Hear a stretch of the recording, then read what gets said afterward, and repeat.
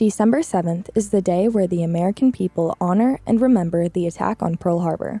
Pearl Harbor was a U.S. naval base in Honolulu, Hawaii. At the time, the base held 2,335 service members and 68 civilians. A total of 2,403 people were killed in the surprise attack. Just before 8 a.m. on that Sunday morning in Pearl Harbor, hundreds of Japanese fighter planes descended on the base, while onlookers stared hopelessly as the fighters managed to destroy or damage nearly 20 American naval vessels, including 8 battleships and over 300 airplanes and runways. The day after the surprise attack, President Franklin D. Roosevelt addressed Congress and asked them to declare war on Japan. It was almost a unanimous vote, with the action throwing the United States into World War II, assisting the Allies to fight in not only the Pacific War, but also the war to reclaim land stolen by Nazi Germany. Some events that led up to the attack on Pearl Harbor began in 1931 with the Japanese invasion of Manchuria, an expansion throughout the Chinese mainland that led to the Second Sino-Japanese War in 1937. During this time, China was a part of the Allies in World War II. One of the results of Pearl Harbor includes Korematsu versus the United States.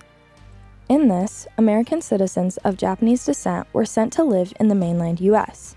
This action was taken to court, and on December 18, 1944, the court ruled in a 6-3 decision that the detention was a military necessity, not based on race, which meant until the Japanese were defeated and the war was over, Japanese American citizens were forced to live in these internment camps. Other new war efforts around this time became common. Projects like war bonds and victory gardens were used so that citizens could give more food to soldiers leaving for the Pacific. New wartime strategies also appeared, as this would be the first time the United States would be in a tough naval battle. A common tactic used by Naval Commander Chester Nimitz, who led the fleet against the Japanese in the Pacific and commonly used aircraft carriers to destroy the Japanese Navy, was the idea of island hopping. This tactic involved stacking small islands and cutting off the big island's supplies, which would slowly kill off the Japanese. This prompted the Battle of Midway, which was the U.S.'s first major naval battle.